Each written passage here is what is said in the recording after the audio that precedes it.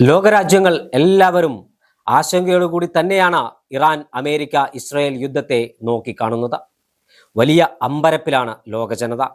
കാരണം പ്രതീക്ഷയുടെ പൊൻതെരി വെട്ടം പലപ്പോഴും കാണുന്നുണ്ടെങ്കിലും ആ പൊൻതെരി വെട്ടമെല്ലാം ഊതിക്കെടുത്തുന്ന ഒരു കാഴ്ച.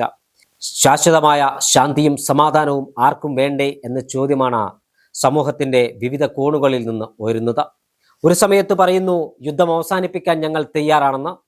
എന്നാൽ തൊട്ടടുത്ത നിമിഷം പറയുന്നു ഉപാധികൾ അംഗീകരിക്കാത്ത പക്ഷം യുദ്ധവുമായി മുന്നോട്ടു പോകുമെന്നാണ്. ലോകത്തിന്റെ സമാധാനാന്തരീക്ഷത്തിന് തന്നെ ഭീഷണിയാകുന്ന ഈ യുദ്ധത്തും കൊണ്ട് ആരെന്ത് നേടി എന്ന് ചോദിച്ചാൽ ആരും ഒന്നും നേടിയിട്ടില്ല എന്ന് തന്നെയാണ് ഉത്തരം. ഒരു ഭാഗത്ത് ഇറാനോടൊപ്പം ചില രാജ്യങ്ങൾ പോരാട്ട രംഗത്ത് ഉണ്ട്. മറുഭാഗത്ത് ഇസ്രയേലും അമേരിക്കയും അക്രമം അഴിച്ചുവിട്ടുകൊണ്ടിരിക്കുന്നു. രക്തക്കൊടി മാറാത്ത അമേരിക്കൻ പ്രസിഡന്റ് ഡൊണാൾഡ് ട്രംപ് ഇറാന്റെ അന്ത്യം കണ്ടു മാത്രമേ ഈ യുദ്ധത്തിൽ നിന്ന് പിന്മാറൂ എന്നാണ് ട്രംപിന്റെ പ്രഖ്യാപനം. ആവശ്യമെങ്കിൽ ആണവ ഊർജം ഉപയോഗിക്കാൻ ഞങ്ങൾ മടിക്കില്ല എന്നാണ് ഇസ്രയേലിന്റെ നിലപാട്. ഇസ്രയേലും ഇറാനും ഒരു ഭാഗത്ത് കൃത്യമായ ആസൂത്രണത്തോടെ ആധുനിക യുദ്ധ ഉപകരണങ്ങളുടെ സഹായത്തോടെ ഇറാനെ നിഷ്കരുണം ആക്രമിക്കുന്ന കാഴ്ച. ഇറാന്റെ പരമോന്നത ഭരണാധികാരി ഉൾപ്പെടെ കാലയവനികയ്ക്ക് പിന്നിലേക്ക് മറങ്ങിയിട്ടും ഇറാൻ ഇപ്പോഴും അവരുടെ അവസാന ആയുധം പുറത്തെടുത്ത് പ്രതിരോധിച്ചുകൊണ്ടേ ഇരിക്കുന്ന കാഴ്ച നമുക്ക് കാണാൻ കഴിയുകയാണ്.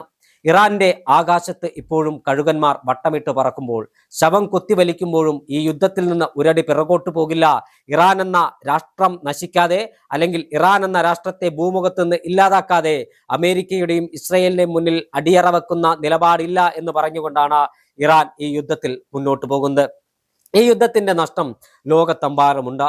അറബ് രാജ്യങ്ങൾ സമാനതകളില്ലാത്ത പ്രതിസന്ധി നേരിട്ടുകൊണ്ടിരിക്കുന്നു. അമേരിക്കൻ ബേസ് ക്യാമ്പുകളിൽ അടക്കം ഇറാന്റെ അക്രമം ഉണ്ടാകുമ്പോൾ വിവിധ അറബ് രാജ്യങ്ങളിൽ അതിന്റെ പ്രതിഫലനം ഉണ്ടാവുകയാണ്. പാകിസ്ഥാനെ പോലെയുള്ള ചെറിയ രാജ്യങ്ങളെല്ലാം സമാനതകളില്ലാത്ത പ്രതിസന്ധി നേരിട്ടുകൊണ്ടിരിക്കുന്നു. എന്തിനേറെ നമ്മുടെ നാട്ടിൽ വരെ ഈ യുദ്ധത്തിന്റെ കെടുതി അനുഭവിച്ചുകൊണ്ടേയിരിക്കുകയാണ്. പാചകവാതകം ലഭിക്കാത്തതിന്റെ പേരിൽ ഹോട്ടലുകൾ അടച്ചിടേണ്ടി വരുന്ന സാഹചര്യം. എന്തുകൊണ്ടാണ് പാചകവാതകം ലഭിക്കാത്തത് എന്ന് ചോദിച്ചാൽ, പാചകവാതകം നിറച്ച കപ്പലുകൾക്ക് ഹോർമുസ് കടലിടുക്ക് കടന്നു വരാൻ കഴിയാത്ത സാഹചര്യം. പലയിടത്തും കപ്പലുകൾക്ക് നേരെ വെടിവെപ്പുണ്ടാകുന്നു. ഇന്ത്യയുടെ കപ്പലുകൾക്ക് നേരെ അടക്കം വെടിവെപ്പുണ്ടാകുമ്പോൾ ഏകപക്ഷീയമായ നടപടിയാണ് ഇറാൻ ചെയ്യുന്നതെന്ന അപലപനീയമായ വാക്കുകളാണ് ഇസ്രയേലിന്റെയും അമേരിക്കയുടെയും ഭാഗത്ത് ഉണ്ടാകുന്നത്. എന്തായാലും ഹോർമുസ് കടലിടുക്ക് തുറന്നു നൽകാതെ വ്യാപാരം കൃത്യമായി മെച്ചപ്പെടുത്താൻ കഴിയില്ല എന്നതൊരു യാഥാർത്ഥ്യമാണ്. ഈ യുദ്ധം സമാധാനം ആഗ്രഹിക്കുന്ന ആളുകളൊന്നും ആഗ്രഹിക്കുന്നില്ല. സമാധാനം പ്രതീക്ഷിക്കുന്ന ആളുകളെല്ലാം ഈ യുദ്ധത്തിന് എതിരാണ്. ചോരക്കൊതി മാറാത്ത ഇസ്രായേലും അമേരിക്കയും ഇറാനെ ആക്രമിക്കുമ്പോൾ അതിന്റെ അലയൊലികൾ മറ്റു രാജ്യങ്ങളിലും പശ്ചിമേഷ്യയുടെ മുനമ്പാകെ സംഘർഷത്തിൽ വിരളി പിടിച്ച അരണ്ട് നിൽക്കുമ്പോൾ ഇതിന് ആരുത്തരം പറയും? പശ്ചിമേഷ്യയിൽ ശാശ്വത സമാധാനം എന്ന് കൈവരുമെന്ന് ചോദിച്ചാൽ അതിന് കൃത്യമായ ഉത്തരമില്ല. പശ്ചിമേഷ്യയുടെ സമാധാനം ഇപ്പോഴും അകലെയാണോ എന്ന് ചോദിച്ചാൽ അകലെയാണ് എന്ന് തന്നെയാണ് ഉത്തരം. അമേരിക്കൻ പ്രസിഡന്റ് ഡൊണാൾഡ് ട്രംപും ഇസ്രയേൽ പ്രധാനമന്ത്രി ഒരു കൃത്യമായ നിലപാട് ഈ വിഷയത്തിൽ സ്വീകരിക്കുന്നില്ല. എന്താണ് ഇറാനുമായുള്ള യുദ്ധത്തിന്റെ കൃത്യമായ കാരണമെന്ന് ചോദിച്ചാൽ അതിന് പോലും പലപ്പോഴും ഉത്തരം ലഭിക്കുന്നില്ല എന്നതാണ് ഒരു യാഥാർത്ഥ്യം. അമേരിക്ക ഒരിഞ്ച് പോലും വിട്ടുകൊടുക്കുന്നില്ല. ഇറാനും പടപൊരുതുകയാണ്. യുദ്ധത്തിന്റെ കെടുതിയിൽ ലോകമെമ്പാടുമുള്ള ജനങ്ങൾ അതിന്റെ ദുരിതം അനുഭവിക്കുമ്പോൾ യുദ്ധത്തിന്റെ എല്ലാം ആസ്വദിക്കുകയാണ് ഇസ്രയേലും അമേരിക്കയും. അമേരിക്കയെ സംബന്ധിച്ചിടത്തോളം ഈ യുദ്ധം കൊണ്ട് യാതൊരു നഷ്ടവുമില്ല. അമേരിക്കൻ ജനതയെ സംബന്ധിച്ചിടത്തോളം ഇറാനുമായി ഏറ്റുമുട്ടൽ ഉണ്ടാകുമ്പോൾ അവരെ അത് ബാധിക്കുന്നു പോലുമില്ല.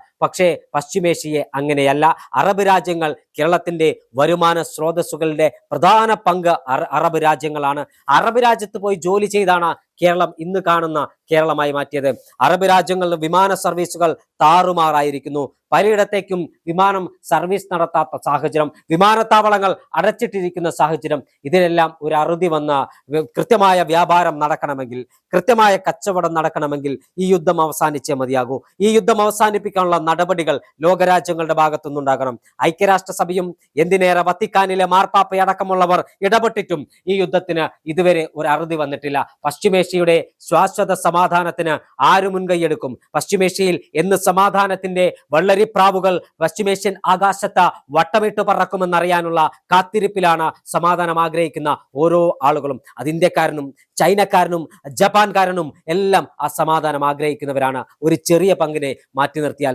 അമേരിക്കയുടെയും ഇസ്രയേലിന്റെയും യുദ്ധവെറി അവസാനിപ്പിക്കാൻ ഐക്യരാഷ്ട്രസഭയുടെ മറ്റ് ലോകരാജ്യങ്ങളുടെ കാര്യക്ഷമമായ ഇടപെടൽ ഉണ്ടാകണം. എല്ലാവരെയും വെല്ലുവിളിച്ച് ഒരേ സമയം ഇറാനെ ആക്രമിക്കുന്ന ഇറാന് നേരെ, ഇറാന്റെ പരമാധികാരത്തിന് നേരെ കടന്നു കയറുന്ന ഈ യുദ്ധം അവസാനിപ്പിക്കാൻ ഇരു രാജ്യങ്ങളും, അതായത് അമേരിക്കയും ഇസ്രയേലും തയ്യാറായേ മതിയാകും.